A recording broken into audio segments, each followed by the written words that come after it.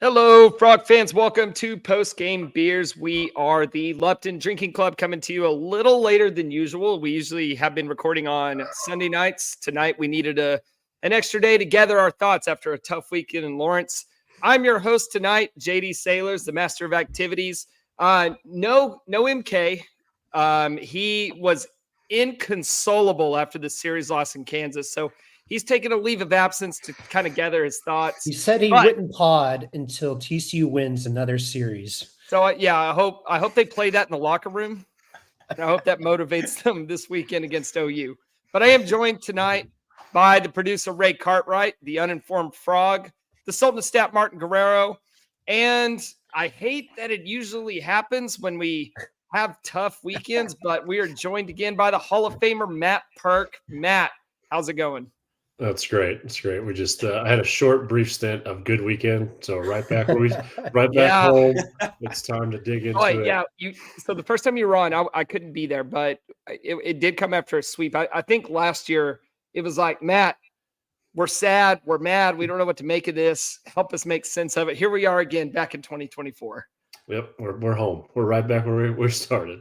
So on that Time is note, a flat circle. On that note, I wanted to start off the pod by asking you, what is the stretch of time you had the least amount of fun playing baseball? Can you think of one? Yes. I will say the least amount of fun I had playing baseball was a weekend series in Air Force Academy when it was 22 degrees and Dude, snowing. you had one bad start your whole career. That was it. It wasn't fun. I didn't have fun. No, that stretch was tough. But yeah, I mean, you go through this. I mean, and it's one of those things where you kind of look at what happened now is like, did the 5-game week finally catch up to us now? You know, it's like, when are you going to catch? Because it's going to get you at some point. It's either going to happen the weekend that it's happening or like somewhere along the line. So I think that may be a little bit of an explanation for this one. But yeah, there's definitely some stretches. I can think of some days there in August of minor league baseball where I'm like, I don't think I need to see people for like 3 or 4 days. Yeah, see, now this is what would have been my guess. Something in the minor leagues where where you're tired of the same dude that's been yelling at you for 4 months, and you're like, I could just punch him. I could do it. I could just do it and see what happens. Hey, Matt, I have a question, kind of off topic, but baseball related before we jump in. Mm-hmm. When was it for you that you had a realization that you weren't the best dude in the locker room? And what was that like? I think probably the point where you get to where, I mean, for me, it was like when I walked into big league camp, like my first year in pro ball, you know, so I was in the, my timing was different where you could still sign major league contracts out of college. And so I actually signed one. And so I had to go to big league camp. I didn't go to minor league camp to start. Like traditionally you do. I went straight to big league camp. Well, you walk into big league camp and it's, you know, Jason Worth, Ryan Zimmerman, Jordan Zimmerman, Steven Strasburg. It's like, you're like, oh, okay. Things, you know, that it's almost like you feel like you're the freshman in a varsity locker room, basically. Yeah. You know, and that was, so I would say that was probably the moment where I was like, yeah, okay, I gotta fight my way. You know, all these dudes are dudes. So it's like, that's that part where I would say my first, you know, I think I was there at like 5:30 in the morning or something ungodly, like, and it was just like sitting there the crazy part about that is like our locker room was split. So all the veterans were down at one end and all the other ones, the new guys were at like close to like the kitchen or whatever. Well, in the mornings, you'd see all the new guys just sitting in their lockers like this. Just like, all right, what are we supposed to do something? Like, you're just waiting for somebody to give you direction of where you like. It's like, should I eat? Should I not eat? I'm just gonna sit here, see what happens. Standing by the ice maker. Yeah. Everyone that had a number that was 70 and above. Please don't notice me. Just don't notice me. I'm not even here. Like, I'm just not here. Were the sodas in the clubhouse free? They were. We weren't on tough times. The Nationals, their family was doing all right. That's awesome. Well, yeah, so we'll recap the games. We'll talk about some big picture stuff. Martin made the trip to Lawrence, so we'll hear about that story. But before we get into the recaps, many are asking, why am I wearing this Arkansas hat? Well, Oh, shit. You're wearing an Arkansas hat. I did not notice. You were the first one to ask. So there's a really good podcast out there hosted by a group called NCAA Insiders. They're at NCAA Insiders on Twitter. If you want, big national coverage, they're good. They're a good resource for that. So go check them out. But on Friday, they were doing a little weekend preview show, and I jumped in there, and I was under the LDC Twitter account in the live chat, and they proposed a bet that Kansas would win at least one game this weekend. And I said, I'm not taking that bet. Kansas has a really good Friday starter. On second thought, I'll do it. The terms of the bet were, if Kansas won a game, then I would wear this Arkansas hat because Grissom, one of the hosts, is a big Arkansas fan, and I would promote their show. And if TCU swept, they would have done the same for us. So go check them out. It is a really good show. They're good dudes. They give really good betting advice if you're into that. So go check them out. It's at NCAA Insiders on Twitter and on YouTube. So with that, pardon me 1 second. Oh, I feel like this is like a recruiting ceremony or whatever. Yeah, right. We got the clip. We can start the podcast. Yeah, I've fulfilled the terms of the bet. I'm back in my Hell's Half Acre hat that you can go to hellshalfacresg.com/Lupton Drinking Club. Check out all their merch. They have new arrivals all the time. We're also brought to you by Long Drink, the Finnish Long Drink, the legend since, I don't have a can in front of me, 1952. 52. Okay, I was going to say 53, but yeah, the legend, the Finnish Summer Olympics, baby. 1952. Yeah. Pretty cool story behind the Long Drink. If you go to their website and look it up, they got a lot of neat history there behind that cocktail. So go check it out. Yep, go check it out. Go to Kings, go to Specs, pick you up some because we have a big week coming up. We have DBU tomorrow. Maybe we'll hit on that if we have time. And of course, we have OU coming in this weekend. But let's talk about the week that was for TCU baseball.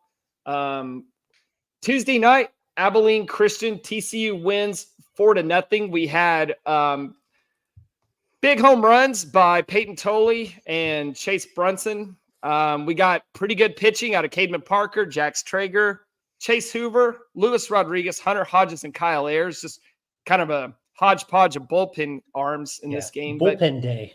Yeah. Shout out Jax your Traeger. bullpens That was his debut. during the game. Shout out Jax for that one the other night. Yeah, we had Anthony Silva with the night off, probably banged up from getting hit over the weekend. You had Brody Green returning and playing first base. Micah Kendrick was at second, giving Chatinier his first night off of the year. So kind of a night to get some guys some at-bats and give some veterans some rest. TC really handled business. Not a lot of exciting highlights in this one, but you know what? We needed a boring win. So let's get some thoughts.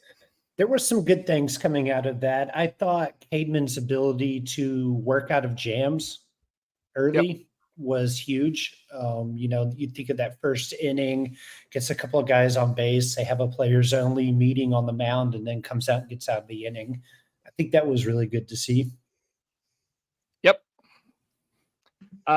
We had Jax Traeger's first outing of the year. He had a nice loopy curve. That's the one thing that stuck with me about Jax's outing was his loopy curve. Yeah, I thought Cademan had a good one too when he could control it. It seemed like he had hitters that would absolutely dominate, and then other hitters where he just looked like he kind of lost command a little bit. But, man, if he can put it all together, for stretches at a time, he's dangerous. Now, with this game, you said it was kind of a nice boring. It was nice to finally have kind of a boring win or whatever. Just from watching it, not feeling like you're blowing it late or having to come back from a hole. Yeah, no, I know what you mean. But should that kind of been like a red flag for the way things were going to go offensively? I don't think so. Heading into the weekend? It was first shutout of the year. It was nice and easy to watch boring baseball. It was exactly what I wanted to watch going into the Kansas series. Like I left that game feeling very very comfy going into Kansas, to be honest with you. It's like, man, we shut them out. First time we did that this year. That's kind of neat. Bullpen looked great. I felt really confident after that. Yeah, and Kansas series. Especially if you factor in who we were starting. You know, I wouldn't say it's like all backups or anything like that, but you know, you had a lot of regulars out. Chatnier's been so good at the top of the lineup. You didn't have him. So funky lineup. The fact he didn't put up like 10 runs in this game wasn't really concerning. Yeah, I mean, of course. Go ahead, Mark. The way ACU set up, especially for midweeks, I don't think there was a lot to learn from this game. You know, they had maybe 2 good hitters, and they went like 2 for 6 with like 2 walks. Everybody else was kind of a non-threat. They had a couple of good bullpen arms, which, I mean, there was a couple of guys coming in and throwing in 90s. So, you know, that's kind of tough for the guys that actually did start that midweek game. I was not worried that we only scored 4 runs. I was more surprised that we allowed 0 based off of who pitched that game. Like Garrett said, I was feeling really good going into this Kansas series based off of how that ACU game went. Martin, you had a funny line, I think, in the space that we did on Thursday. You said it felt like some of the ACU arms were auditioning for TCU next year. That's a Dude, real they thing. had some impressive guys. Real thing. It's a real thing in the midweeks. Look for arms to be potentially moving. Brett Garcia went 2 innings and struck out 5. It's pretty good. Yeah. No, you're keeping an eye over there. It's like, all right, this guy's throwing 94. Like, he's got a good breaking ball. We need to get that guy. Real quick, just shout out to the live chat. We got like a record number of viewers. I guess everybody's here to cope. So drop your questions and your comments in the chat, and we'll get to them if we can. We'll do our best to do that. We're definitely going to get to them. Yeah. I will stay on till midnight answering every question if I have to. As far as the pitching goes in this one, we only allowed 4 hits, but we had 7 walks. But with those walks, it was spread out over the 6 pitchers. It wasn't like any one pitcher really had walk trouble. So, any other notes on this one? It was just get your bullpens in for the day on the mound for TCU pitchers. I mean, I thought it was weird that Ben Hampton didn't start and then he didn't pitch over the weekend either. And now he's scheduled to start tomorrow. Yeah, it is interesting. I don't know what the story is there. Been a little banged up. Don't know. His family was in Lawrence. Did you talk to him? Did you ask him? I don't talk Why to him. not? Martin, your boots on the ground. We got to get this Yeah. stuff. Like, if he boots on the ground on location. He didn't even play. Why did I talk to him? Hey, what's the point of us not paying you to go up there? Yeah. So I could tell you that his parents were there. Yeah. No, you see this time to time. Midweek games, some of them are scheduled just to get guys work that normally won't get work. And that's kind of what you want to see is the younger guys or the newer guys get some reps, and that's kind of good. But I think also you're just like, you look back and you're like, all right, we just played, 8 games in 10 days. Let's get some dudes off their feet. You know what I mean? And so I think that plays into it as well. Had it just been a normal week where we had played one Tuesday game and then the weekend, we probably wouldn't have seen as many of them get in there. All right. On to the weekend, or any other thoughts on this one? Let's rip this Band-Aid off. Let's do it. So it's time. Frogs open up Big 12 play in Lawrence, Kansas, coming in at 13. Well, they were 13-0. Is that right? 13-0. Yes, sir. 13-0. Start conference play. But as we know, they dropped this one 3-1. Tough night for the offense. Peyton Tolley started this game. He went 4 innings, gave up 5 hits, had 6 strikeouts and only 1 walk. The big blow in this one came from a home run in the 5th inning that scored 2 for Kansas. They would tack on 1 more in the 7th, and TCU just could not touch Kansas pitching. They start off 0-1 in conference play with a final score 3-1. Bummer. Where do we start? Kim mentioned the weather as a slight factor into this game. Kansas had to go through it too. But it was like 37 degrees, windy and drizzly during that game. Not ideal baseball weather. Yeah. Yeah. I I mean, I guess. think I it was mean, more the pitching for Kansas because it wasn't. Never mind. I don't want to get ahead of myself. But Dutton dominated for 7 innings. Yep. Then they brought in. I told you, Jacob. If Reese Dutton goes longer than Peyton Tolley, then TCU is probably going to lose the game. Okay, but And did you see this coming? After Reese Dutton pitches 7 strong innings, Kansas's bullpen pitches the final 2. Here's a play-by-play of these 6 at-bats in the last 2 innings. Strikeout, strikeout, strikeout, strikeout, strikeout, strikeout, ball game. not specifically that. Maybe if I would have seen Jeez. the TCU offense, maybe I would have predicted that because it was not great. They struck out 14 times on the day. They had 4 hits. They were pounding the ball into that turf and like just hitting infield for Kansas infielders. It's not like Kansas had much trouble getting TCU out. And No, they go yes, ahead. we talked about Kansas bullpen sucking, but not every arm sucks for Kansas bullpen. It was up to the TCU hitters to get Dutton out and force Kansas to throw their bad arms, but they didn't do that. Dutton went further than I thought he would go. Like if it was a good day for Kansas, and they were able to put in their 2 best arms, and their 2 best arms did what they do. I hear that, and I knew Friday would be tough. I knew that was going to be a tough game. I knew Dutton would give us problems. I knew that they had at least a couple guys who could give us problems in the bullpen. But I did not see them not being able to get more than 1 run. And that 1 run was in the first inning. Yeah, so they started off. It was a Chatagnier single. He stole second. Myers then walked. Byrne moved everyone over with a fly out. We had a ground out score run, and then Silva ends the inning on a ground out. And I don't remember any other competitive innings after that. That's because there was none. Well, in the third, they had 2 singles, but Silva again ends the inning with a ground out. But yeah, it's not like it was like Saturday where stranding guys left and right, botched opportunities. Yeah. Friday was just. I think we had 3 people touch second. Yeah, exactly. Yeah. So it'd be tough to win when you have 3 guys touch the base. I didn't expect Reese to deal the way he did, but I guess our bats are as cold as they were. And you know what? I'm okay with that happening 1 game. And like Martin said, I don't want to get ahead of myself, but my real anger kind of begins with the next game. Mm-hmm. Yes. So let's finish. Well, off. hold on. Finish off. So with Tolley, right? Mm-hmm. They're in that 5th inning, in the 5th inning. Lands kind of awkwardly after a pitch. Trainers have to come out. He's kind of stretching and moving it around. And then the very next batter is when it's ball game.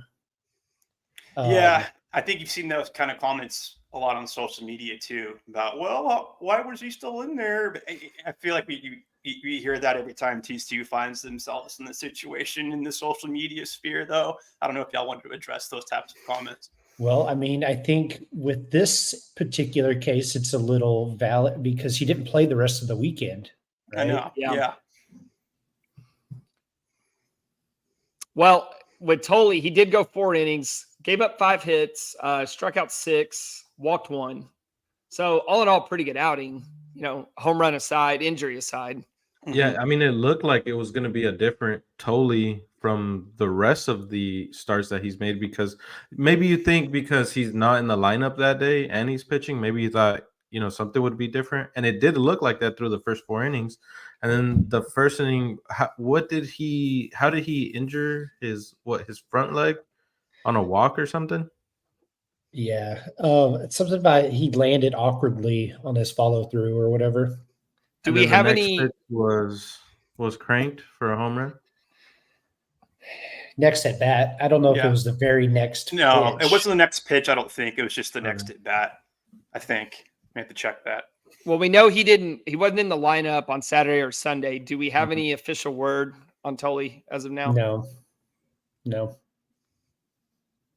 I think they're waiting to get his I guess they're gonna X-ray it or something. I don't know. What do pitchers do? They go to the doctor? Yeah, Matt, were you ever injured? We go to the voodoo specialist and just get our chakras checked, see what's going on. Well, they probably didn't have one in Lawrence, so they We probably have wanted to take him to a guy. you have to have a forward. left-handed doctor to see most of the time. That's true. Yeah. You can't see the right-handed ones. That doesn't work. No, I'm going to say this. I have said that I've been skeptical of him since the jump on if he's 100%. I'm just saying, not trying to be negative. I know that that's usually my MO on these things, but like, I just don't it from the buildup of what he was quote unquote coming to do and what we've seen him do. I mean, he's not hitting homers. Like, you know what I mean? He's not going deep in games. And it's almost like he's trying to just like survive every time he's out there doing something. And so to me, it's just like that to me just tells me it's a guy that's not 100%. Like, it's not like he's hurt to the point he can't play, but it's like, this isn't his full form just from what I'm watching. And you know, I don't, like I said, I don't want to be the one, but I can't not see what I see. Yeah. Mm-hmm. Is that something where he could use a couple of weeks off or something to get right? A week off or something? I mean, how much of that coming in here, injury aside, it could just be a mental battle as well, coming in and adjusting to the club and coming off the streak we've been on. How much of that do you think is just maybe in his head a little bit, just needs some time to back off from it? It's that's a two-headed, like it's a two-sided sword, right? So if you take time off, and how much time is he going to need you to get back?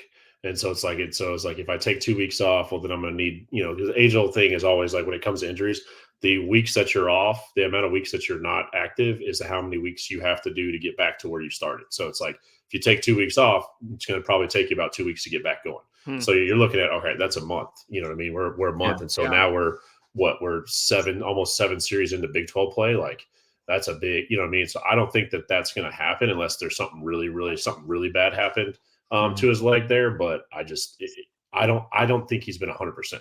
Just watching. I just don't think he's been 100%. The bats part that gives me more of an idea that he's not, because you don't go from having we count falls for what they are, but like you don't go from having a successful fall to just where it looks like you can't even hit. And then it's like when you pitch, we don't see you for 2 days. Like that to me is like something's happening, because you can't be, that's not normal soreness. Because I know guys all the time, if you're sore, you're still swinging the bats. Do you think it's going to be more of a case where he's going to have to pick one? Yep. I think for this year specifically, I mean, maybe he gets some pinch hit ABs, but I think he's probably going to lean into him pitching more than him hitting, just from what I'm seeing.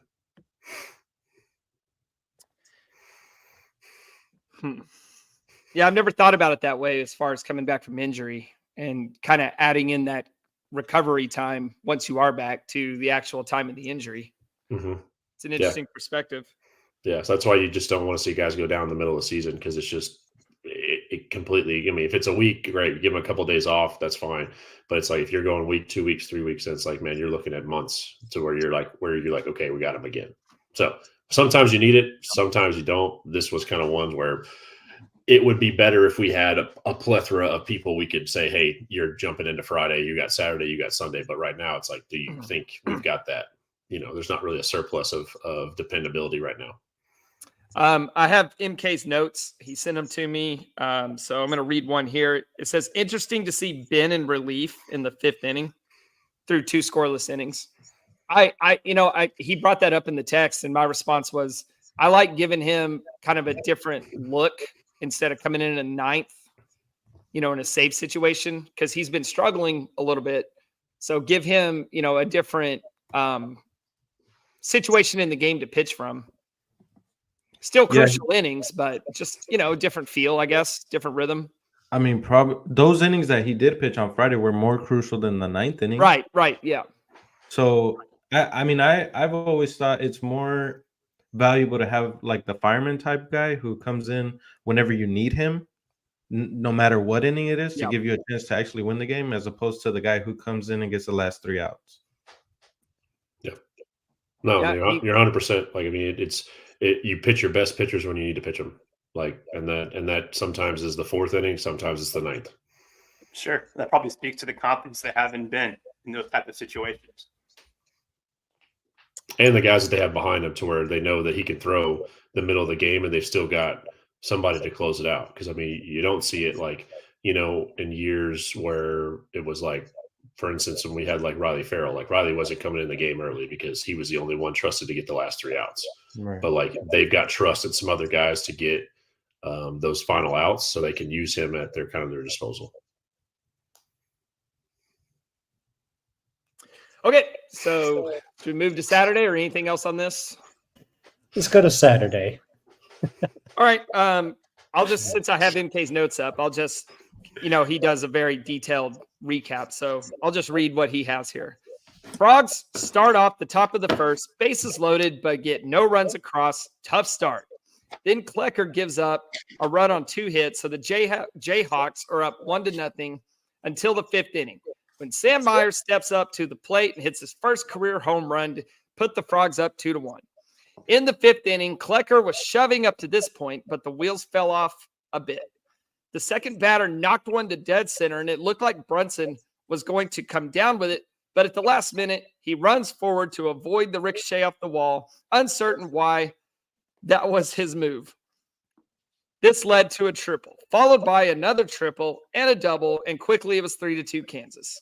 Then with 2 outs, Kansas hit another triple and another double to take the lead.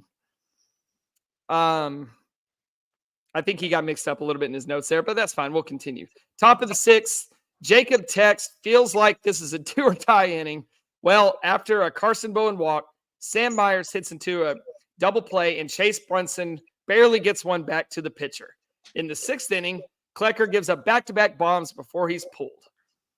Frogs get a couple back later in the game, but this was garbage time. Final score 8-4. Frogs fall to 0-2 in conference play. Thank you, MK. Thank you, MK. I hope you're listening to this tomorrow with a hand grenade, as he's actually in New Orleans. Yeah. So he brought up my text in the 6th inning. He recapped it, and I texted back and I said, "Do or die inning," and they went down like the Hindenburg. That matched up on Friday night when you're like, hold them here, get the first guy out in the 9th. And we went punch out. Yeah. Your texts were cold this weekend. Your texts were cold. So Friday I was at a concert, so I was watching kind of in between sets. I didn't get a real full feel for the game, but it seemed pretty self-explanatory reading back through the box score. Saturday I got to lock in and be real mad the whole 2 hours and 49 minutes. I was very rarely happy in this game because I can understand dropping one, but then to come out and just play terribly when you needed, kind of a rebound from Friday night, it was such a disappointment. I mean, Klecker, I didn't like how he was seemed like he was hanging everything right over the middle of the plate. Do you guys get the same feel? For sure at the end. I thought they were going to ask him to throw batting practice at the end of the game because on Saturday they let the students take BP. Oh, right. That's right. That's funny. Yeah, those were some hangers. Hangers and bangers because they got banged a lot. His OPS on the last 6 hitters is a large number. Yeah. This one was kind of, you could say pitching did its job on Friday. The offense, didn't step up when they needed to, but this one was kind of equal opportunity loss on both sides. I mean, it was extremely frustrating, like being there, watching it happen. You got a freshman on the mound after the night before. You're thinking, man, we got to get this guy out like before the 3rd inning, and he pitches into the 6th. You're like, what the fuck? Yeah. And it's not like he was nowhere near as close to dominant as Dudden the day before, but it was just extremely frustrating. TCU not being able to bring in any of these runs. I don't know how many times they had the bases loaded with no outs and twice, I think. Didn't even score a 1 run. Yeah, they left 9 on base for the entire game. Kansas left 7, but they were more opportunistic than we were. And then I feel, it definitely felt like they left Klecker in there too long, but I feel like some of that was maybe because Tolley only went 4 the day before. And, you don't want to go back-to-back days where their starting pitchers is just, out pitching your starting pitchers by so much. So it felt like they left him in there, maybe to try to make up some of that ground that they lost the day before, and it did not work out. No, I mean the thing with Klecker is that he doesn't have something just to go to when the day is kind of average, and that's hard. I mean, just with his stuff and his repertoire, you can't. There's nothing to lean on. Like, all right, if I'm average today with the off speed, I'm just going to bury him with sinkers or whatever. It's just there's nothing there. So for him, a lot of times things have got to line up. So on that note, what do you think about leaving him in to, figure it out until the wheels completely fall off? Like if he doesn't have his sharpest stuff, shouldn't that be a warning sign? Maybe pull him a little earlier? Yeah, but kind of how Martin was saying is you're trying not to just blow through every arm you have, Sure. and so it's like you're trying to do that perfect balance. And, when you get it, that's why it's like, if you look at teams, and we always talk about this, the Saturday guy has to be your innings eater. Like, has to be. Like, And that was the strategy going in when yes. Kirk set his rotation. Yeah, it's like that guy's got to be 6 guaranteed, 7, on good days, 8 on great days. You know what I mean? But you have to have that guy. When you have a guy on Saturday that can eat innings, that puts you up so well in the weekend, because you can have a short Friday night start and run the bullpen armors out there because you're going to get some reprieve the next day. But when you have, him only get into the 6th, and I mean, going out for the 6th, you can kind of look at it, you can always go back and second guess, but like, should he have gone out for the 6th? Probably not. I mean, when you start getting some loud balls like that, it's almost time to pull it. You know what I mean? Like when it starts to get that loud. Now, one every now and then it's fine, but if you see consecutive, I'm going to try a different word, consecutive hard hit balls, it's like he is definitely not. He's not fooling anybody. So that part can be frustrating to watch. But yeah, the Saturday guy, if you want to go deep in this thing, is always going to have to be your dependable innings eater, and none of them really have been, which is fortunate for us. The offense has been able to carry a lot of this and make up for it. But like, this is the time where it kind of all came back and we didn't have an answer. Yeah, it was really frustrating to see Kansas just continue to cash in opportunity after opportunity. And it seemed like anytime we tried to get anything going, something would just kill the inning. And it just felt like such a one-sided game. You see, not cashing in on the first, how that changes a game. Yeah.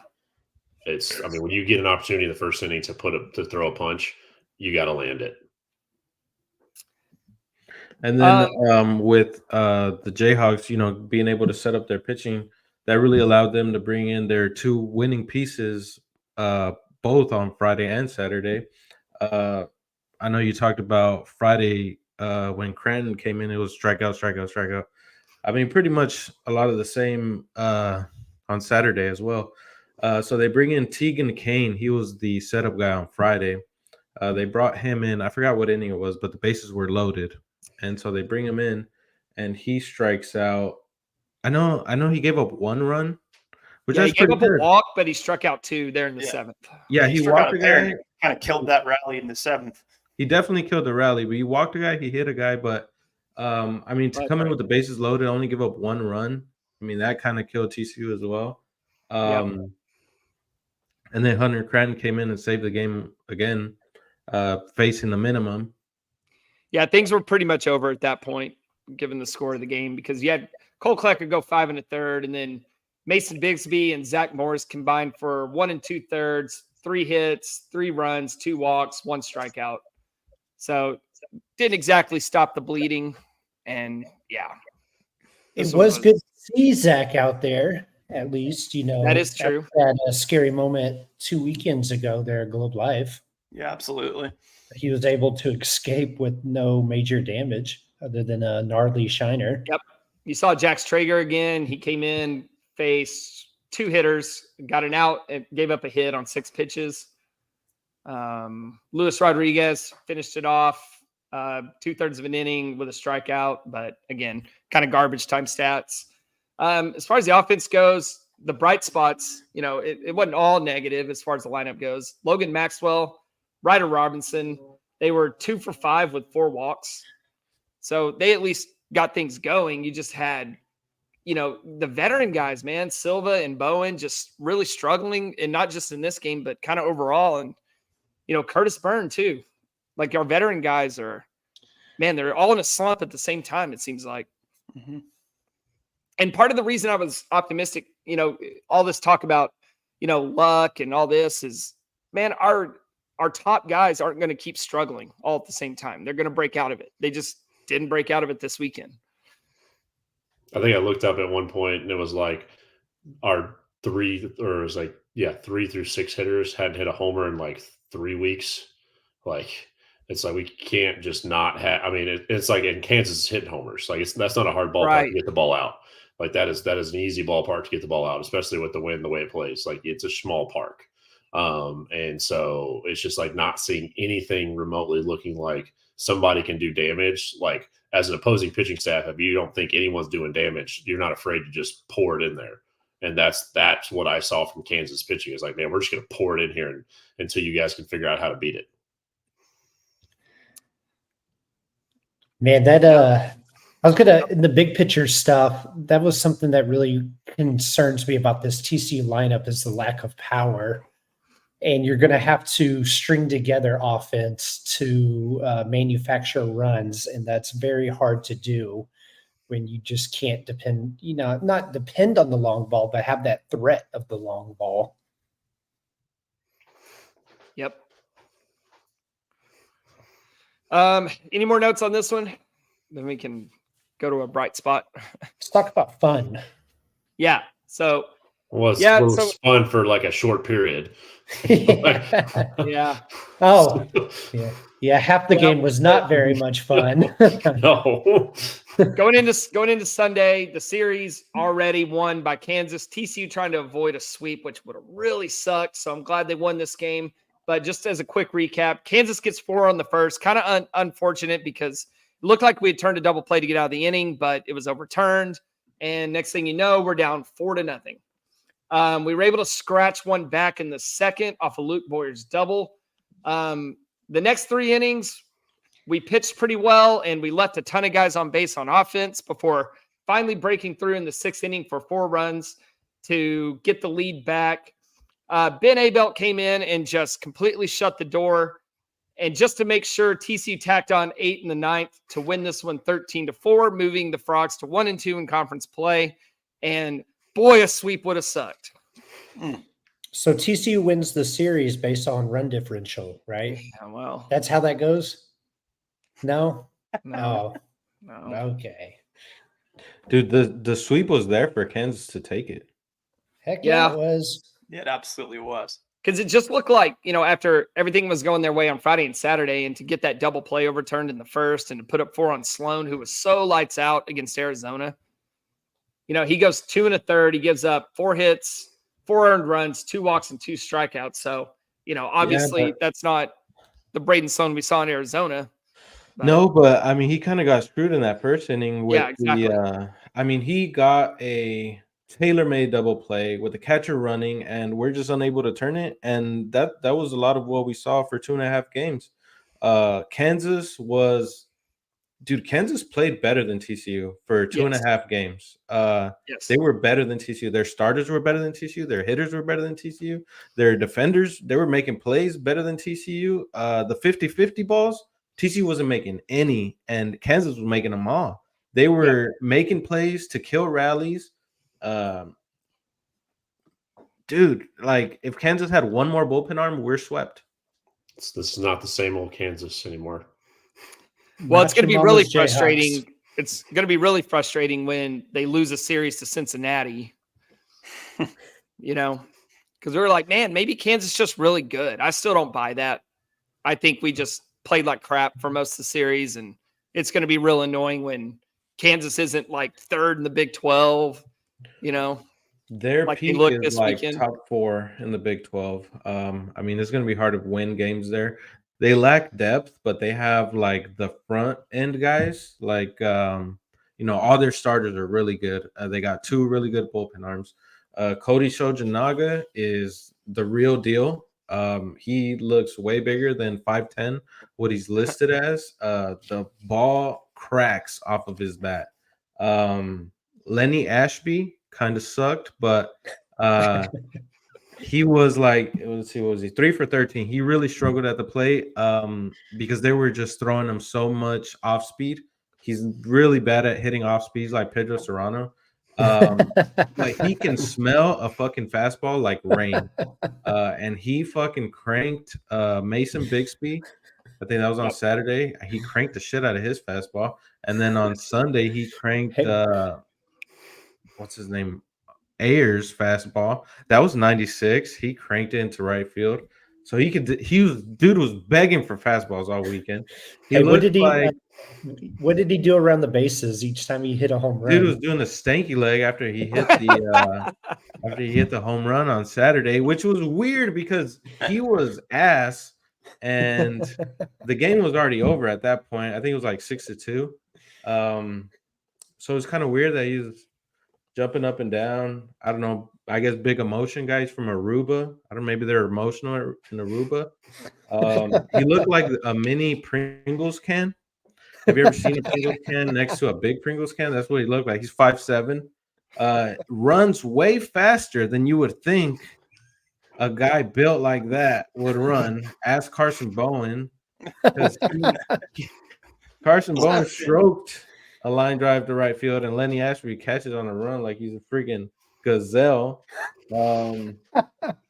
He really reminds me of Pablo Sandoval, like a young Pablo Sandoval. That's what he looks like out there. Jake English, the guy who was slugging like 800, he was exposed. I don't think he's that good. They're gonna definitely move him down in the lineup. Michael Brooks, the third baseman for Kansas, that is an all Big 12 performer right there. He's really good. Dude, he has some great defensive plays. Dude, he's badass, and he was cranking home runs. John Nett, their leadoff hitter and center fielder, he's a D2 transfer. Not that fast, but he's going to do what Kansas needs him to do, and that's get on base. He got on base 500% clip over the weekend. Kansas doesn't run. He doesn't steal bases, but he gets on base and he scores runs. And then Diggins and Crawford, pretty interesting duo up the middle. You got an Aussie and a Cajun. They're really good at defense. The bats are light. The bats are really light. But if they're scoring, like, you're fucked. 'Cause they're gonna make plays. And they bat 8 and 9, and they were scoring. Well, just going back to Klecker, that's when you saw the outburst of power. I mean, I'm pretty sure I could have at least put one in the gap on one of those hanging curveballs he threw. So if you're going to pitch like that, then, dude, go back and watch those pitches. They're about as hittable as you can possibly get. Could I have barreled one of them? No. You probably could have ran into one, man. No, I would have been spinning like the Tasmanian devil. But yeah, so if you're going to pitch that way to any team, you're going to get cranked. So, but back to Sunday, I wanted to point out Ben Abelt, 3 scoreless innings, 6 strikeouts, no hits, no walks. Zach Collier before him, 2 2/3, 1 hit, no strikeouts, 2 walks, but still pretty good pitching out of Zach Collier. It feels like whenever you need to get the game stabilized, you go to Zach Collier and just wait for the offense to come back. And that's kind of what happened again on Sunday. Zach definitely settled the game down. Yep. For the Frogs on Sunday. Dude, and you were talking about guys struggling before. Curtis Byrne before the 9th inning, 0 for 15 with 2 double plays. Just leaving a ton of guys on. I mean, he ended the inning 3 times on Sunday. Yep. Multiple guys on base. And then Logan Maxwell started the inning with a double, a triple, and a hit by pitch. Logan Maxwell was so good. Yes. So good. He's got a 16-game hitting streak now. We need him to figure out how to hit the ball at the ballpark if he's going to hit 4-hole. Dude, I know we can't have him. Warning track power. He can't be your 4-hole hitter. I can't, no, because it's like that's no protection for Curtis. So it's like I would almost rather have him flip flopped because Curtis may be able to hurt you.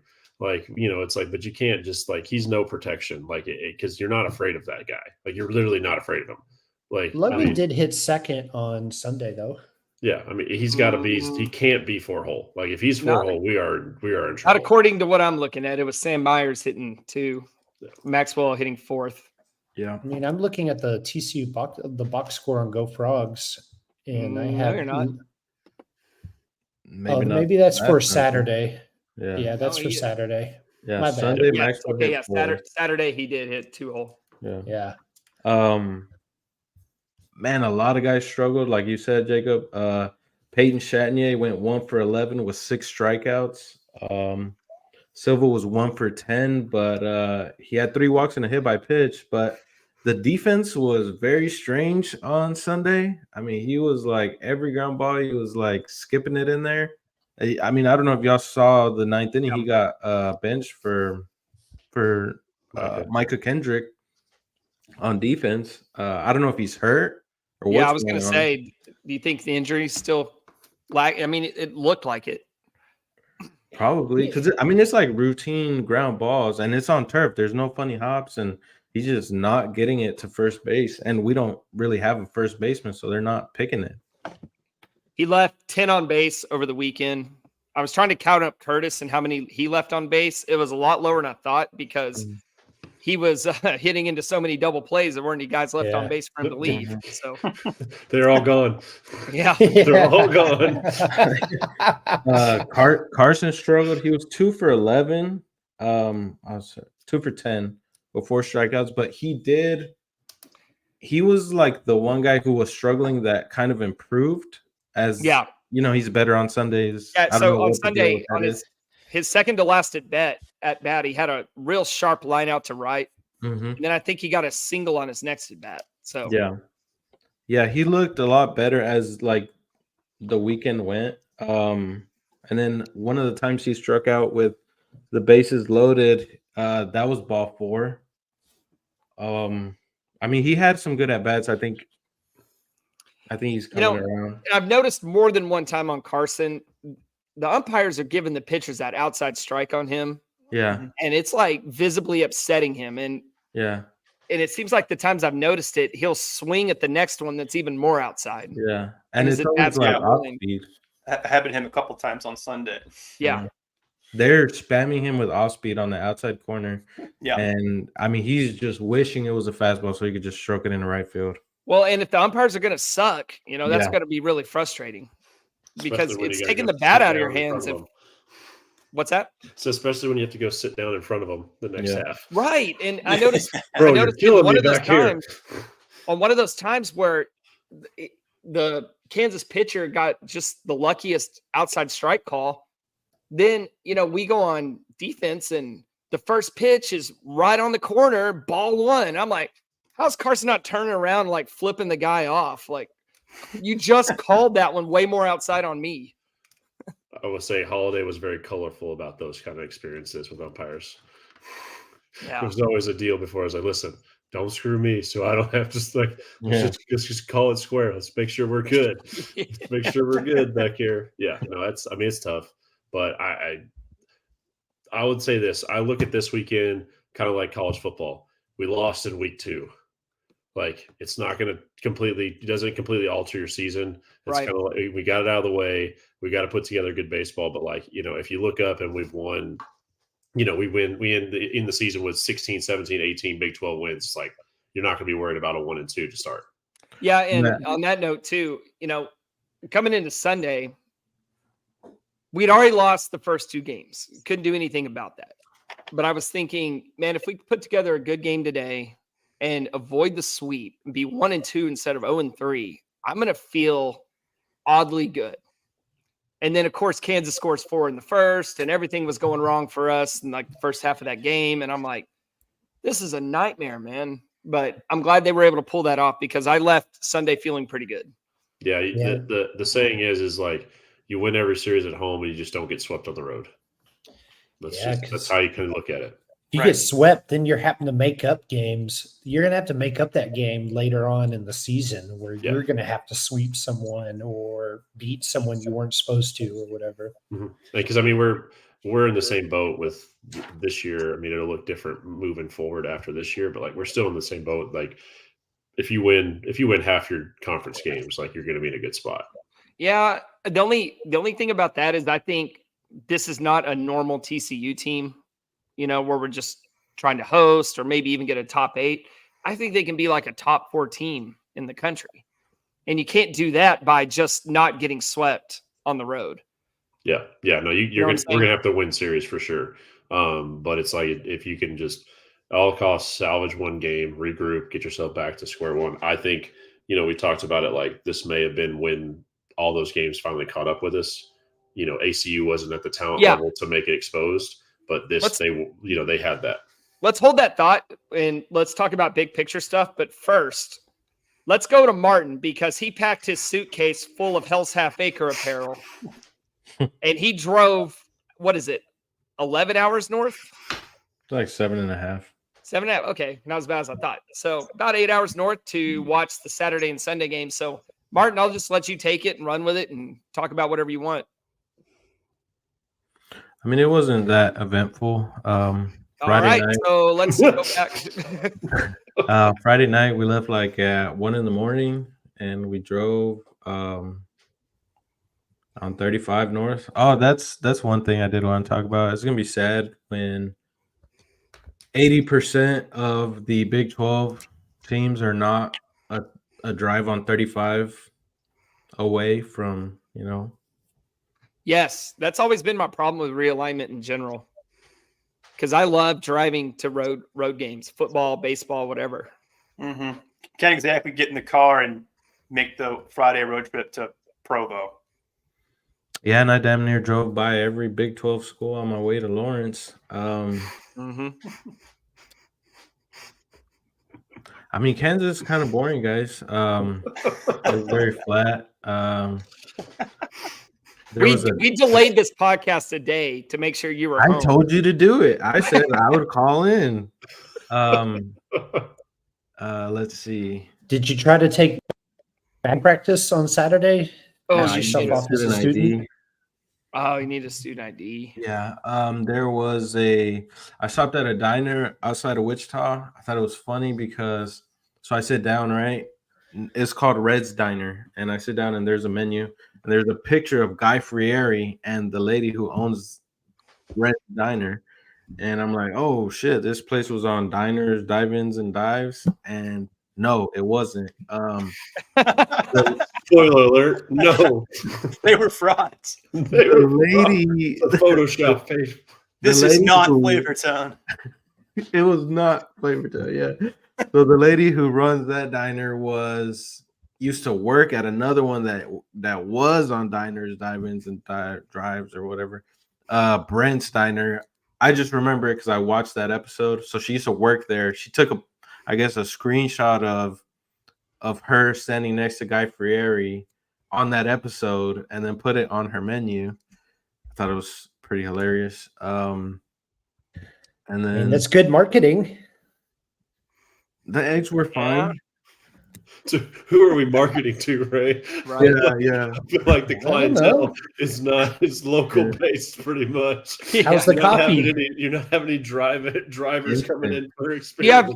Do you have anything fun to talk about from this trip to Lawrence? Not really. How were the concessions at Kansas Baseball? Were, dude, I hate ballparks where everything is under the bleachers.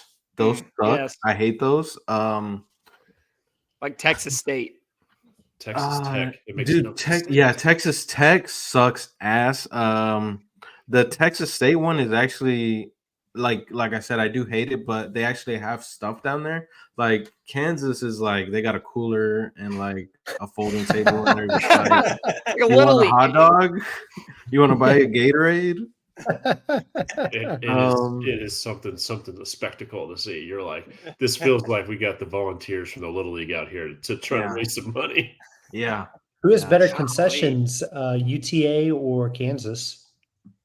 Well, UTA sometimes they have fuzzies like doing it for them. So definitely that. I don't know if they're still having them do that, but I mean, Kansas had a couple hot dogs, a couple interesting hot dogs, like Chicago dog, like a sauerkraut if you're into that, and chili dog. That was pretty much it. How were the crowds? Non-existent. Like Friday, David told me he has a video of him like going through the entire ballpark, and there's less than 50 people there. That's unbelievable. Let's see. Hold on. I'm gonna go back. The announced attendance will be like 1,200. 564. No, yeah, it's fake news. There was 564 people touring the basketball gym next door. It's right there. You had 908 on Saturday, and then on Sunday you had 12. Four digits, 1,110. 12. Twice the crowd. There was definitely not that many people there. A third of the crowd was TCU parents. It's spring break, so there's no students there. Oh, that makes all the difference right there, right? Yeah. That's just two dudes sitting in the press box going, so what was our scan rate today? We'll call it 500. Dude, and it's tiny. Like, it is really bad. And then Sunday after the game, I went to Are the seats crumble? Do the seats crumble? They don't have seats. They don't have seats. They have bleachers. Bleachers, yeah. So after the game on Sunday, we drove to Kansas City and went to a barbecue place. I'm not gonna say their name because I don't want to like shit on them, but it was highly recommended place in Kansas City, and it was not good. Why you gotta call it? Was it Oklahoma Joe's or Oklahoma? Dude, Arthur's? It sounds like you had an awful trip. It wasn't great. And you know what's better? We won. Yeah. So what's funny to me is I knew you were coming back Sunday after the game, and then it was like an hour-long ninth inning. It was almost a 4-hour game. It was annoying because I knew that was likely to happen because, like I said, Kansas bullpen sucks. Literally the last inning of the series, I would imagine they're gonna fall apart. So it's like it was very annoying that it was like a one-run game up until that point. Yeah.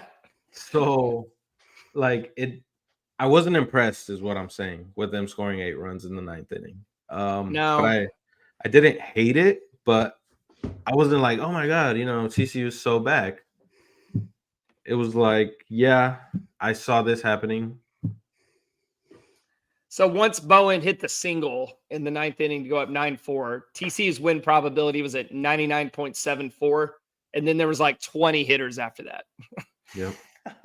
I didn't even chart. That's where I stopped charting because it's like literally at 100% for the next 20 hitters. So there's like no point. Mm-hmm. Did y'all see Luke Boyers shaved his head? Did see that. That's why he was so good on Sunday. Shaved head Luke Boyers. Did he do it before Sunday or was it like? I didn't notice it until Sunday. Yeah, me neither. All right. Okay, Martin, good stuff, I guess. It's not your fault. We'll blame this one on Lawrence. Do better. You need to do better, Lawrence. I guess Lawrence is not the content capital of the world. No. Supposedly they're building a new baseball stadium. I don't actually even know. It's been years since that came out. So they got like a bunch of millions of dollars to redo the football. There's a bunch of construction over there. I don't see anything around the baseball stadium, but supposedly some of that money was to go to that. Oh yeah, I was going to ask about that. There's no improvements. You guys want to talk about big picture stuff? Yep. So let's start it off. Let's go back to what Perk was saying about regression and kind of things catching up with them. Here's why I have a problem with that, and I don't have a problem with what you're saying, Matt. I have a problem with the national narrative of TCU's just been lucky. If you're going to assume that TCU playing like shit every other game is normal, then yes, it's going to catch up to them. The reason why I refuted that theory about regression and luck running out is because I don't expect them to play poorly every other game. Like, we're winning games, and comebacks and one-run games.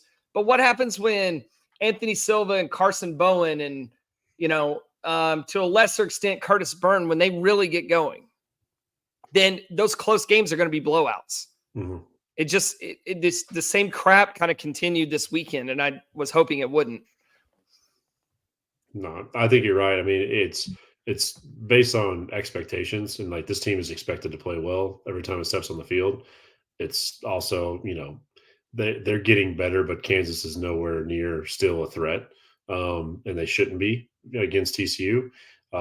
It's one of those ones where that's why the saying is like it's not always the best team that wins, is the team that plays the best. Yeah, they played better than TCU this weekend. Just hands up, you got to accept it.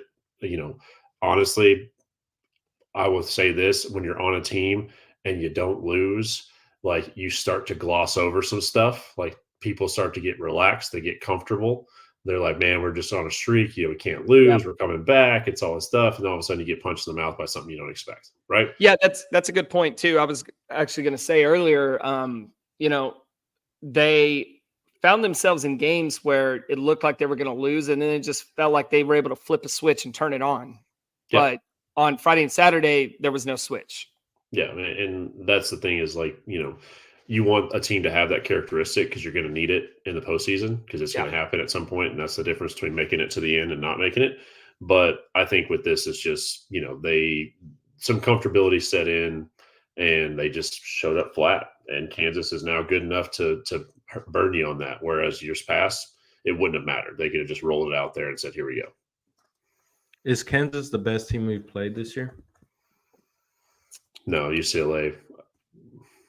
Yeah, and what's weird is UCLA's games don't show it, but like that team's way better than I think they're going to end up being still a solid program all the way through. So, and that's interesting because TCU played really, really well. I'm looking at the win probability graphs that I made. I can even share it while I talk, but they played extremely well in those 3 games, and UCLA for the most part kind of looked uncompetitive, and that kind of goes back to what I was saying about what's going to happen when TCU actually starts playing well. I think the UCLA game kind of showed that. So here's the UCLA games right here. And just real quick, if you look at this red line, everything below the red line is negative. So everything in the UCLA series was above the red line, which means positive. And then you look at some of these other games like Florida Gulf Coast where, the defense was horrible or the pitching was horrible. And then you go over here to Kansas and really everything was kind of horrible until Sunday. Yeah. So Abilene Christian, they played a complete game. The Sunday against USC, and then shaky games against USC and Arizona State to start off that Globe Life weekend series. Let's see. They were pretty shaky against who else? Oh, Texas State with the defense. But like the Arizona game, pretty much domination outside of a little bit of defense problem. Yeah, so, I think the expectation that this is supposed to be a good team is going to be warranted, and they should show up and just happen to be. But I think it's a mixture of games in that sequence, days, all that kind of stuff. They hadn't traveled outside of DFW. Some of these guys is their first real trip. You know what I mean? And so it's like you're trying to do all that at one point. It just happened to be in Big 12 play, and I'm saying from experience, Lawrence will lull you to sleep. Yeah. That place will lull you to sleep, and you have to create it on your own. And if the team doesn't create energy, you will literally just it's palpable how drowsy and just meh the whole time is. Yeah. So it's funny that on Friday, like we look at the Friday game where you might see that show up the most. Peyton Tolley starts, and he's kind of used to pitching in that environment, and the pitching was really, really good Friday. But then you look at the offense, and they accounted for negative 82% win probability. And that kind of describes exactly what you're talking about. Mm-hmm. Yeah. So, I mean, like I said, just get it out of the way. Take your frustrations out on Oklahoma this next weekend, and then all will be set. All right. Do y'all want to talk about some individual players? Because I'd like to point out Logan Maxwell, Sam Myers, Chase Brunson, Ryber Robinson, Peyton Chatagnier, really positive for the most part this season. Is third base an open audition again? Boy, Brody's still his groin is bothering him still. But Ryder's really good. Yeah, I think Ryder's got to be in the real lineup. person. Wally Pipp's a real person. It is a real person. And is it concerning to y'all that 3 of those that you named are freshmen? Yeah, That you're having to depend on freshmen once again to kind of carry your offense? Because that's not a normal thing in Division I baseball. It is when you get freshmen as good as TCU does. That's a good point. And baseball is a sport of adjustments. So I mean, it's not that rare that freshmen start off hot and then the book is out and then they struggle and then they got to make adjustments and then they're good again. Well, and yeah, Ray, that was going to lead me into my point of what are some names I didn't read, like Anthony Silva, Carson Bowen, Curtis Byrne, Luke Boyers, like the guys that have the most at bats on the team. They're the ones that are really struggling right now. I think it also comes back to the guy who's supposed to be in the middle of all this. Peyton. I mean, we put a lot of chips on that order. You know what I mean? Yeah.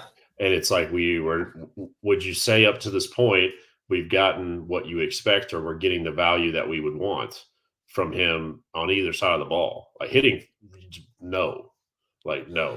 It's like, but pitching, it's like I can't sit here and say with confidence that we're getting what we need from him, because so there was a comment.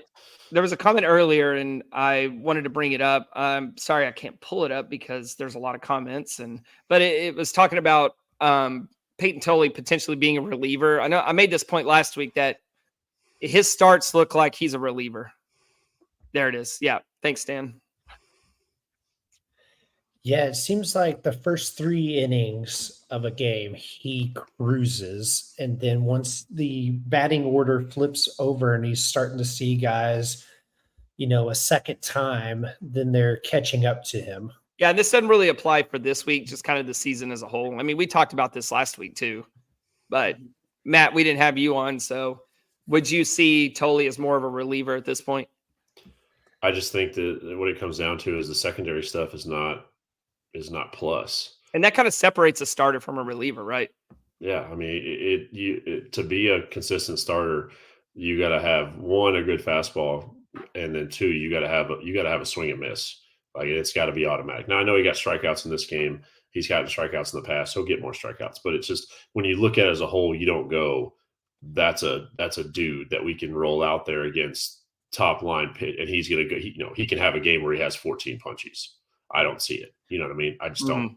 And so that to me is the most concerning, is like, out of the weekend starters. And I kind of said this early on, and I know people have made comments and I'm kind of the negative one of the group, but it's like, I can try to spin it, but it's like, why try to spin it? Like, no. Okay. So you played at this level and beyond. So right. You kind of have more, benefit of the doubt being negative. We try to call it as we see it, while also not, being super down on anyone. And I'm not trying to bury people. Like, I'm just saying that, like, as it stands right now, I'm looking at, like, I think they have a lot of good pitching. I don't think they have great pitching. And that to me is a concern. I think we potentially do. And I'm not saying any of these guys I'm about to talk about should be starting at this point, but Luis Rodriguez, Zach Coyer, Ben Abel, aside from his couple struggles, you see the stuff, it's dominant, but Zach Coyer and Luis Rodriguez specifically, they've been almost unhittable. But the question then is, if you flip them into a starting role, who's going to take the bullpen? It's like, you want to shoot right? Yeah, you want to shoot yourself in the foot in the beginning, or you want to shoot yourself in the foot in the end. Like, that's the hard part, is like when you don't have consistent starters that you can pencil in. Like, we know Cole Klecker is going to throw on the weekend for the rest of the season. Like, he is, and we know. Well, let's go there. Let's go there, because you saw before we get off of Tolley. Okay. Just how hard is it? It's got to be extremely taxing on a pitching staff when your Friday night guy is only going 4 innings each start. Yes. Like, that's not a recipe for a good week. That's not a recipe for success in the weekend. No. And we're now to the point where it's time to start seeing 6 innings. Yeah. And if you don't see 6, it's kind of a failure. Well, I guess on a positive note, it looked like he was on his way Friday before the injury. Yeah. So now we have that to deal with, we've already had that conversation. So, And it did notice too, and Martin's talked about this in the past. Tully did look a little more comfortable pitching out of the stretch Friday. Before he was taken out, he was able to get out of some jams there in the third inning, especially, and then starting to there in the fourth before, or I guess he's recording out in the fourth. I'm just like sitting here going, if we stack, not just in conference play, just across the country, it's like, who are we gonna like? If we needed one game to get to Omaha, who's starting that game right now? DNA Belt. But then, how many? It's like that would be yes, that's the right answer. You've given the right answer, but it's like I've been on this horse since preseason, and I'll stick with it. Like I'm not saying Ben should start now, but I think when we get to that point in the season, he will be. It's so tough. Zachary Coyer's 5-0. Yeah, it's just so the tough. Record is not safe. It is. I hope it happens. If it happens, I'm going to be real happy because that means we're playing deep into the year. But all right, we got a question from Stan. Why can't Hampton be a weekend starter? We saw how good he could be at West Virginia. Am I missing something? I don't think the stuff is there. Yeah, I don't know. He was good at West Virginia. I think on paper, the guys we do have starting in the weekend are at least slightly better. I just don't know how much an 8 mile per hour fastball plays on the weekend. Well, we'll find out tomorrow. That's like a weekend game. Yeah. Mm-hmm. Yeah. No, I mean, he was brought in here to be the Tuesday. That was like why he came in. He was brought in here to beat Texas State and DBU. Yeah, just to be a guy that can pitch deep into games, give you innings in the midweek, so you're not blowing everybody out, and you've got them all fresh for the weekends. Like he has a good career and he's been decent at West Virginia, but at the same time, go back and look at his games. When it got down to the end, it's like he just doesn't. If he's not 100% on, he doesn't have again the stuff to win a game. You can't outstuff you. I want to talk about Klecker because the numbers aren't positive right now. You saw him have a horrible start against Florida Gulf Coast. Then he got a little better against UCLA. In fact, I would say that was a good outing by him at UCLA. And then he was really good last week against Arizona State. And then this last start against Kansas was more like the Florida Gulf Coast game. So I was starting to feel real positive about Klecker coming off of the injury and getting his wheels back on. And now I really don't know what to think about Klecker. Like you said, he's not coming out of the rotation. Nope. So he's going to have to figure it out.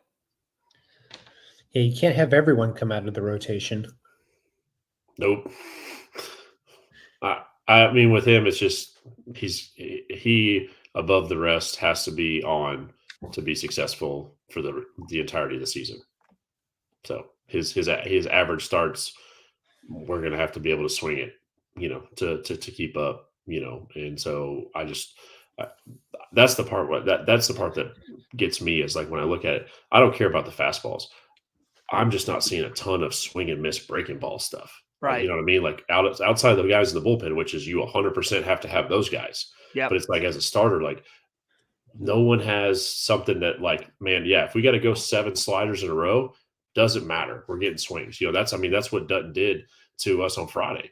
He was just pumping middle to away sliders and we were swinging through them left and right. And that's the difference in having starters that can get into the 7th inning is like you can lean on some off speed and steal some strikes early in counts, but put guys away. And right now I'm just not seeing guys that like have the put away stuff to where we're not going to see 80 pitches in 4 innings. Perk, how much pressure does it put on a pitching staff when the offense goes out and is struggling like it was, Friday and Saturday, especially with runners in scoring position where they can't, bring home, bases loaded, 1 out, and you can't get a run across the plate. And then you've got to go out there and try to shut down a team. Yeah. How much pressure does that put on you? You try everyone says they try to not think about it. You think about it. I mean, if you're sitting there pitching, we've all, if you've been a starting pitcher, you've had starts where it's like, all right, guys, come on, like, come on, I need something here. Like, I need it just a little bit. Throw me a couple here. But it's tough, and the longer it goes into the game, you just feel that amount to like, okay, I've got to answer, and I got to answer, and some of those games they're going to be that way when you match up, really good starters. Like it's going to be a tight ball game going into it. But if you're sitting there and it's like an opponent that you feel like shouldn't be that way, and you're not getting runs, you're like, yeah, I got to be perfect. And that is the worst place to have a pitcher, is when in between their ears they think they got to be perfect, because then they stop trusting to throw the ball over the plate. They start nitpicking, so they start walking people. They don't think anybody can make plays behind them, so they got to strike everybody out, and they don't pitch very long. And that's just a recipe for disaster, no matter what. Well, so Frogs are home this weekend against Oklahoma, who just swept UCF. So it's going to be a tough series, but I'm glad this is at home. You want to talk about Braden Sloan? Well, I mean, we covered his start. Because what else do you have on Braden Sloan? I thought it was it's concerning and I don't know if it's necessarily a Braden Sloan thing, but something that it doesn't go your way there in the first, and then the wheels completely fall off right after. I think that's it raises a red flag for me. Yeah.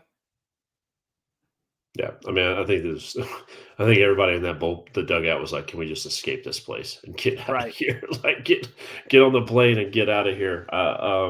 Yeah, I mean, you don't want to see, you want to see some perseverance, and you want to see guys like, yeah, if something like that happens, come back and get the next one. You don't want to see them just completely fold.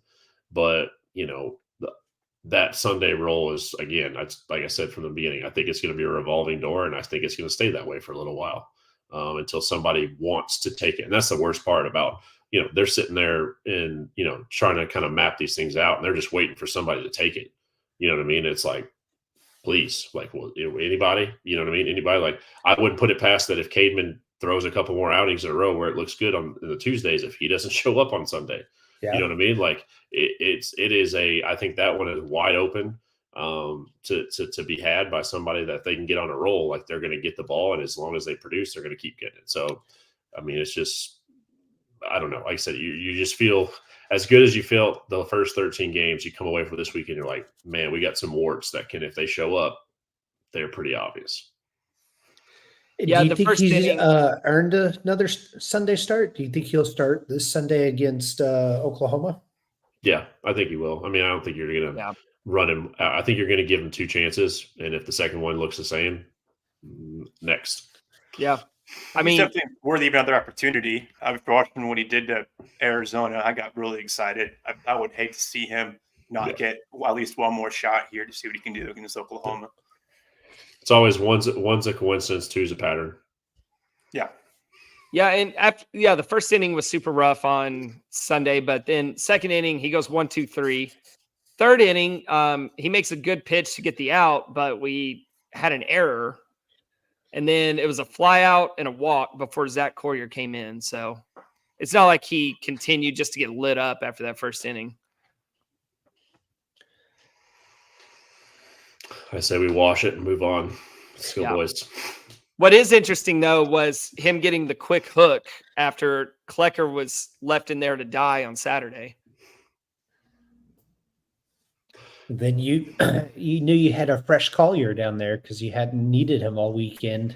Yeah, and it was also felt like not really desperation, but urgency of we cannot let this game get away from us. I think that's what that was exactly. That's what I'm talking about. Can't get swept. Yeah. Well, you didn't want to come out of this weekend with 3 L's.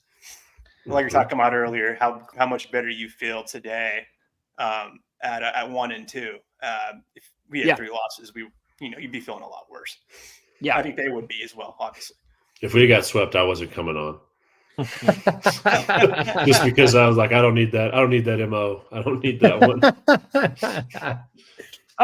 So like I said, we are in Dallas tomorrow to play the Patriots. Really good squad, so it should be a good game.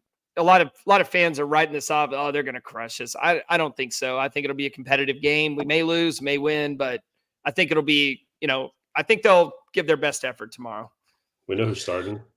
Ben Mark said Hampton for us, and then they're starting. I can pull it up real quick.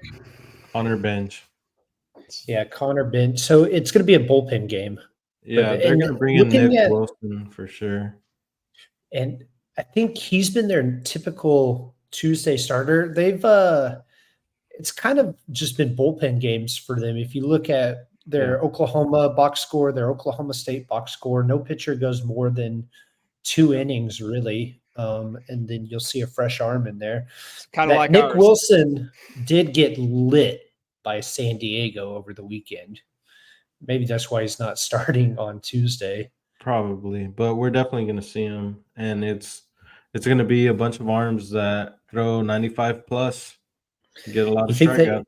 Do you think they throw Ryder? I almost called him Ryder Robinson. River Ridings. Yeah, we'll probably see him. They've used him a lot. Yeah, let's see. He's pitched. Where the hell? Oh, he's pitched 8 innings on 7 appearances. So 1 inning guy. They do have a really good hitter. Yeah, Grant J is absolutely tearing the cover off the ball. That ballpark is a Cracker Jack box. Dude, 9 home runs, and then you have Miguel Santos with 6. Miguel Santos sounds like a Minnesota Twins first baseman. Well, he's hitting 344 with a 1.035 ops. So, freaking Grant J, man. This is like first team All-American shit right here. 1.417 ops, 9 home runs. I would love to know the metrics on their stadium, like above average, like how much of a boost it is. That's true. Because it's we get to hit in it too. So I know. What I'm saying, we got to take it's one of those things where it's like I feel like though every time we go to DBU, we do not take advantage of that. The long ball seems. No, what we won like 2-1 last year or something. Yeah. 4-1 in 12 innings. That's right. And we scored 3 in on an error. Yeah. One big error. Yep. But no, like I said, it's a good time. I mean, this is a great time to play them. You just got embarrassed, and so now it's a real good gut check. Like this is a team that they will put you out, and they will try to embarrass you as well. So it's like if you got pride, you better bring it. Yeah. What do you think that message was in the locker room on the plane ride home? I mean, it's going to be hey, it's the first week of the conference play. Let's just move past it, yada, yada, yada. They're not going to get this is not the time to lay into them yet, but it's like as a team, they should be looking around like, hey, we just showed ourselves real poor. And so we better not do it again, because if we let it lead into Tuesday, then it shows up at next weekend, and then you're going to have real hard conversations. All right. Any final thoughts? One from me, Florida, still frauds. I'm going to bang that drum all season. Yeah, but it doesn't matter now. I mean, do you guys want to hit on the rankings real quick? Because I personally couldn't care less, but everybody else seems to. So I do. Go down that path. There was a funny tweet by our good friend from Kendall Rogers. Had a funny tweet about an hour ago. He was like, it's been one of those days on Twitter and the tech streets. Even my wonderful mom is not pleased with where we have her beloved Aggies ranked. And his mom texted him, "Hello there. Hope you guys are having a great day. I have a question. Ags are 16-0 and LSU lost the game. They're 2 spots higher than us? That's BS. Would you mind explaining me your rankings to put us at 4? Love you." That's funny. So even his own mom is giving it to him. All right. I think they were a little harsh on TCU, but who cares? Whatever. Yeah, I don't care. But people care so much, though.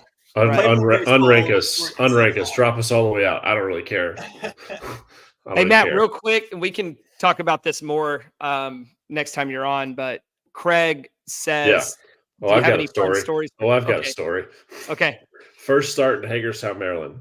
You say, Martin, you think there wasn't very many fans in Kansas. you should go to Hagerstown, Maryland, and watch a game. Martin will go to Hagerstown, Maryland. Oh, hey, if you Oh, go yeah, there, big you will see a purple video board in left center that was donated by TCU. That is part of the Hagerstown Suns, because that's Jim Sloshnagel's hometown. You know, and so first start in Hagerstown. There's a guy, old man, probably like 70s. He sits in the stands. There's like 11 people, including the workers, and this is the kind of place where a thirsty Thursday, the beer garden is like down left field, and everyone's backs are turned to the game. Like no one's watching the baseball; they're just there to drink the beer and hang out. Like a Rough Riders game. Yeah, it's an afterthought. It's an afterthought, right? Well, this guy sits up there. He's always there, and I actually got to talk to him and stuff, but it was funny. Sitting there, headphones on, listening to the radio, like old school, like looks like the huge headphones with the antenna, listen to the radio broadcast. I throw the first pitch of the game, ball one, immediately yells, "Get him out of there!" I'm like, what? And I can hear everything. At one point, I got into it with our freaking broadcast guy, because I was hearing him. Like, he's like talking crap. He's like, he's like, I think he's slowing down. He doesn't really have it. I'm like, dude, shut up. Like, we can all hear you. But yeah, so this guy, and he notoriously, if you threw a pitch and it was bad, it was ball, it didn't matter. First pitch of the game, not to his liking. But we got to get somebody else in the game. Boy doesn't have it today. No, I was like, it's 1-0. I think we're good. I think we got it. Like, no, but that guy, everybody, did not matter. It did not matter. And so it was, that was funny just to sit up. You just plain as day, this dude's yelling at the top of his lungs, and you could just hear him. You're like, sweet. This is cool. Did he ever say to you, if I had that kind of command in Normandy, we would be speaking German right now?